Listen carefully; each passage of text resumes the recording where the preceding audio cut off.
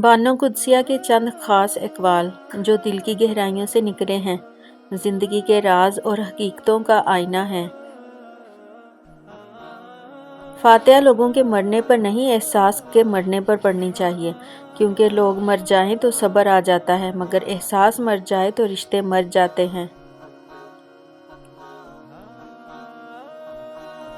محبت ہو جانا یا مل جانا اہم نہیں ہوتا، محبت کو زندہ رکھنا اور عزت دینا اہم ہوتا ہے۔ جو جتنی توجہ کے قابل ہو اسے اتنی ہی اہمیت دو۔ جو شخص اپنے آپ کو گھٹیا سمجھتا ہے اور دوسروں سے جلتا ہے، انسان جب تک چاہے جانے کی خواہش رکھتا ہے، وہ کبھی آزاد نہیں ہو سکتا۔ دکھ تو روحانیت کی سیڑھی ہے، اس پر صرف صابر اور شاکر چڑھ سکتے ہیں۔ تعلیم انسان کو بولنا سکھا دیتی ہے، مگر یہ نہیں سکھاتی کہ کب، کہاں اور کیا بولنا ہے۔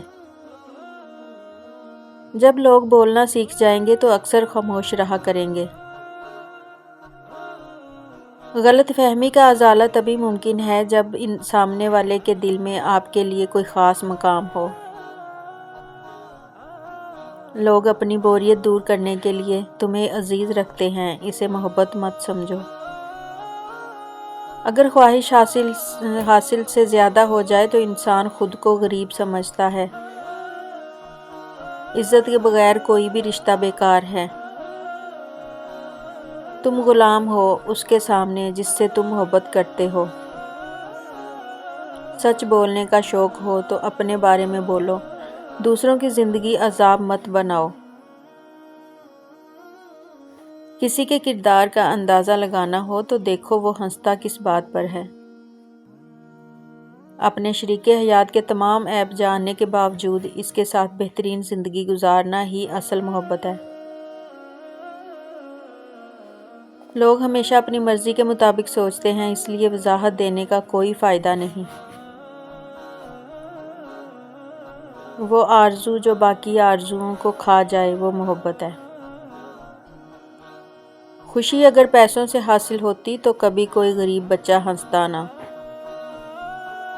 اگر تمہیں کسی کی بری بات بھی بری نہ لگے تو سمجھ لو تمہیں اس سے محبت ہو گئی ہے۔ زندگی آخر کار رلا ہی دیتی ہے، چاہے ماں باپ کے کتنے ہی لاڈلے کیوں نہ ہوں۔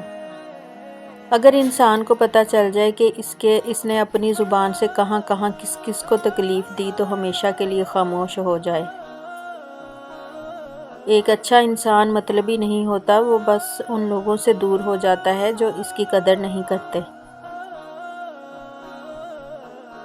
جب نظر انداز ہونا شروع ہو جائے تو کنارہ کر لو، کیونکہ وضاحت کھویا ہوا مقام واپس نہیں لا سکتی۔ اگر تم اپنی چاہ میں کوئی کمی نہ چھوڑی پھر بھی وہ شخص خوش نہیں تو اسے آزاد کر دو۔ ایک سمجھدار انسان کسی کی بلا وجہ تنقید اور بے عزتی کو مسکرا کر ٹال دیتا ہے۔ دوسروں کو خوش کرتے کرتے اپنی زندگی برباد کر دینا ہی ٹینشن ہے، بے چینی اور ڈپریشن کی اصل جڑ ہے۔ اصل بادشاہی یہ ہے کہ آپ کے پاس سب سے زیادہ علم ہو اور آپ اپنی زندگی سب سے کمزور انسان کے برابر رکھیں۔ چھوٹا بن کے رہو، کیونکہ بڑے ہونے پر تو ماں بھی گود سے اتار دیتی ہے۔ زندگی سب کو ایک بار ملتی ہے، مگر سمجھ سب کو